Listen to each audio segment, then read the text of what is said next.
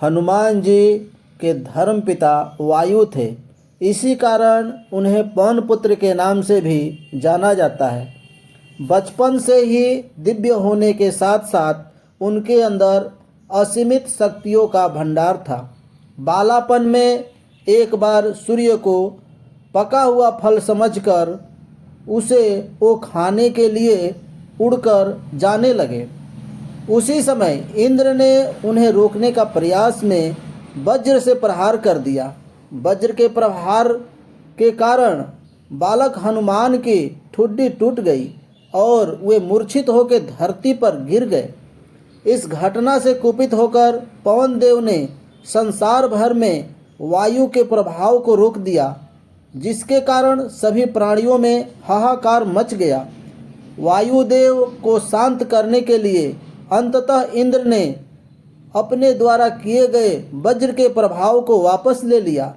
साथ ही साथ अन्य देवताओं ने बालक हनुमान को कई वरदान भी दिए। यद्यपि वज्र के प्रभाव से हनुमान की ठुड्डी पे कभी ना मिटने वाला चिन्ह छोड़ दिया। तदुपरांत जब हनुमान को सूर्य के महाज्ञानी होने का पता चला तो उन्होंने अपने शरीर को बड़ा करके सूर्य के कक्षा में रख दिए और सूर्य से विनती की कि वे उन्हें अपना शिष्य स्वीकार करें। मगर सूर्य ने उनका अनुरोध से यह कहकर अस्वीकार कर दिया कि चूंकि वो अपने कर्म स्वरूप सदैव अपने रथ पे भ्रमण करते रहते हैं, अतः हनुमान प्रभावपूर्ण तरीके से शिक्षा ग्रहण नहीं कर पाएंगे। सूर्यदेव की बातों से विचलित हुए बिना हनुमान ने अपने शरीर को और बड़ा करके अपने एक पैर को पूर्वी छोर पे और दूसरी पैर को पश्चिमी छोर पे रखकर पुनः सूर्यदेव से विनती की और अंततः हनुमान के दृढ़ता से प्रसन्न होकर सूर्यदेव ने उन्हें अपना शिष्य स्वीकार कर लिया। तदुपरांत हनुमान ने सूर्यदेव के साथ निरंतर भ्रमण करके अपनी शिक्षा ग्रहण की।